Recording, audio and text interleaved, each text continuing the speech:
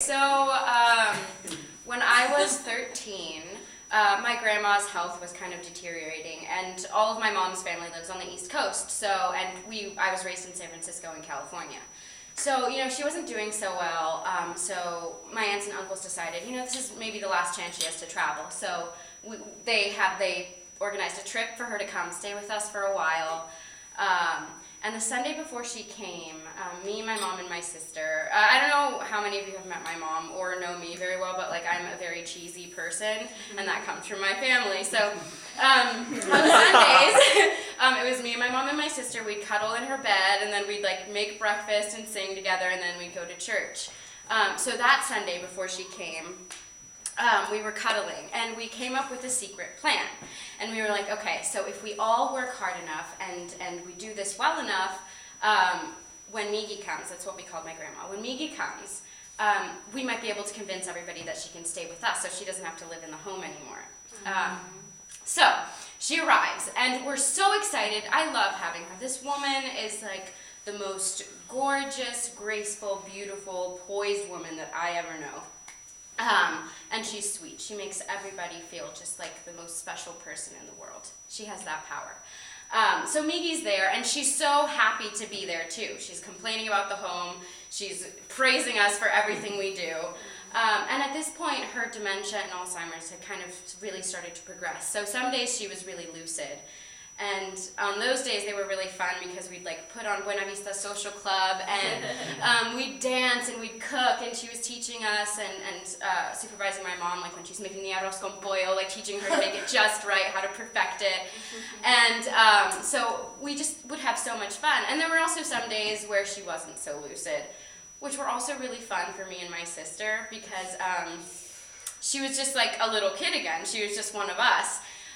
Some mornings she'd wake up, and my sister had two sisters, my grandma, Migi, she had two sisters growing up in Cuba. And some mornings, she would wake up, and we shared our bedroom with her. And she would think we were her sisters. And we would go around the house, and it was the holidays, so we had all these bowls of candies. And we'd go around to all the bowls of candy and, sneak as much candy as we could. And my grandma would, watch out for my mom, oh no, she's coming, and we'd all giggle and run away, and she was one of us. And there's also days I remember she had we gave her a soda. I think we were at the movies, and she's like, "¿Qué es esto? What's this?" And we're like, "It's Coke. I mean, you drink it, try it." And she drank it, and then her eyes got really big, and she kind of was "Woo!" Soda. We're like, "Yeah." And then a few minutes later, "¿Qué es esto?" And we're like, "It's soda, Migi, try it." And again, and we loved it. We got such a kick out of it, and it was amazing to see this poised, gorgeous woman just find kind of silliness and just the youth again, and discovery of the world, even though it was a little sad, but it was really beautiful at the same time. And because it was Christmas, we got this really generous gift.